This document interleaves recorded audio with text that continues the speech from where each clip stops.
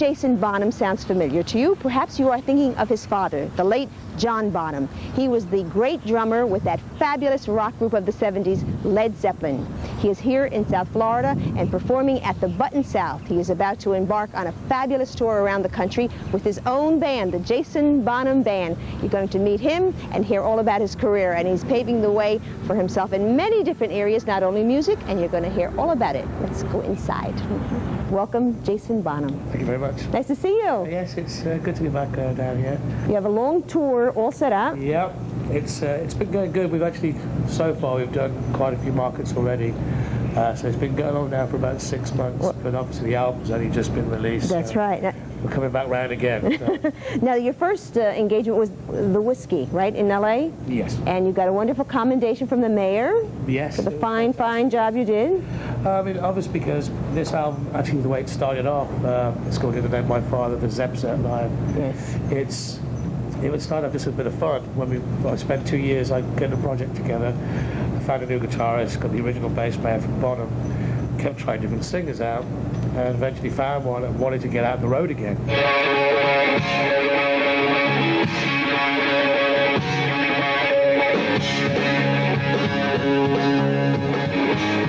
So at the time we had, like, say, 5 days rehearsals. We didn't have a chance to finish writing anything, so we said, let's go and play some Zeppelin songs. I love playing the songs. I've played it with Jimmy, grew up listening to the music, and there's such a lot of bad cover bands out there that do it very badly, as if they haven't even listened to the records. So we just started off as fun. We did 10 shows, ended up doing 15, 20, and then I said, whoa, hold on a minute, let's record it for posterity, really. And then it was eventually the record company heard it and said, you've got to release it. I said, well, if we do release it, let's release it for charity, for a good Yes, cause. I want to talk about that, because all the proceeds from this CD and the tour entirely go to charities. Explain to our viewers which charities they are. Basically, when we got the project together, we recorded it for the charity is Big Sisters and Big Brothers of California. Okay.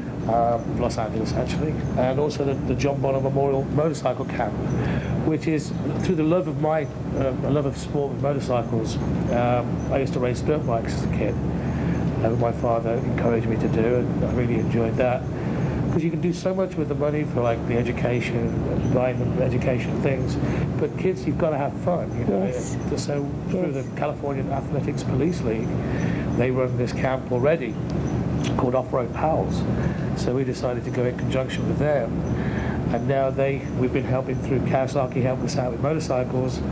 We've got about 6 or 7 motorcycles so far. That's great. Where's this camp located exactly? It's in California. Jason, do you remember at what age you realized that your father was a pretty hot drummer with a pretty fabulous band? The first time I came to America, which was the first time I came to Florida in 1977 to see Led Zeppelin play. So they played Tampa Bowl.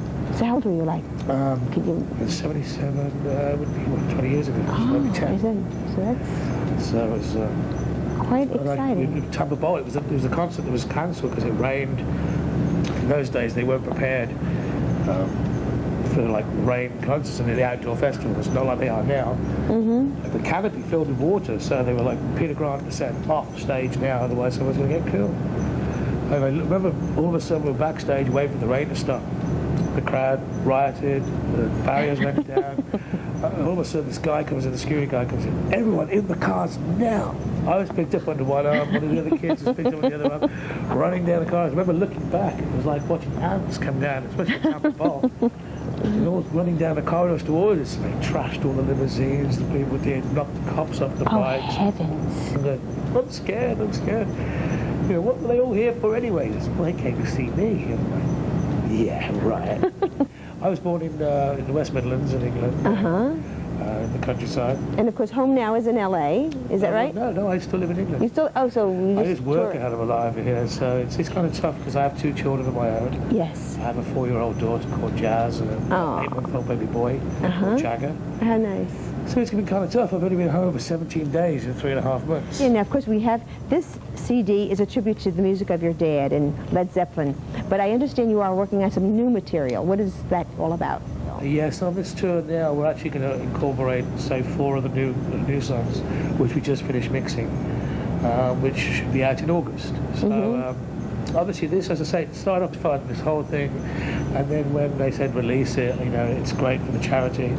But obviously, it's not my career here. It's me just celebrating the great music of Led Zeppelin and trying to make some money for people who. Well, I think that is really wonderful. Now, your children, are they sort of musically inclined? Are they showing signs like you did? Kind of. My daughter's very active. She's like 4 going on 35. She knows she's very bossy, but she's, as my auntie once said to me, she's like you in a dress when you were that age. She runs riot. She's fun. She's very spirited. Did drumming and playing the drums, was that something you immediately kind of got into because of your dad? Is that something you just at 10 or 11 years old you just started playing, or when did it happen? I don't remember being taught. So it was kind of, the drum kit was always, you know, an innate there. kind of thing. It was always there, you know, in the room. And then later on, I remember that my father would show me a few things, teach me, you know, different things to play. You've seen just about every aspect of the business growing up, as you did with Led Zeppelin and the group. What is the greatest misconception people have about rock bands and rock stars? That it's a life of easiness, a life of Riley. It's still the rock and roll business. And as you say, business, it is a business. You do have to work hard. It's because there's thousands of people out there. If you don't want to do your work, they will do your work for you. You know, take away from what you're supposed to be doing. Yes. So, you know, it is hard work, and you have to do a lot of press and interviews at all hours, which is kind of tough, especially when, at the moment, because of my name and the band is my name, I have to do everything, as well as smile and try and be as nice as I can and play the drums at the same time. It is hard work. It's not as easy as everyone thinks it is. Obviously, it gets easier once the bigger you get, because you can take a little bit more time, stay in nicer places. Where do you want to go? How far do you want to go with this? I basically just want to. I went through a stage where music to me was, I treated it as a job. Obviously, yes, I have children myself, so yes, I have to provide for them and my wife. But I just want to be happy and play music till I can't, really. I just enjoy life. And say we only know that we're only here once, not as far as we know. It makes a lot of sense to me. Yeah. So we just, just to enjoy myself, play music, and prove out there's another Bonham that can play the drums. I'd like to talk a little bit about the performance that took place in 1988 when at Madison Square Garden, Led Zeppelin band got together for the 40th anniversary of Atlantic Records, and you played with the group. Explain to our viewers, what was that like? That had to be a pretty fabulous experience. It was also a very scary moment. What was it? I mean, just to, I'm sat on stage at Madison Square Gardens with my dad's band.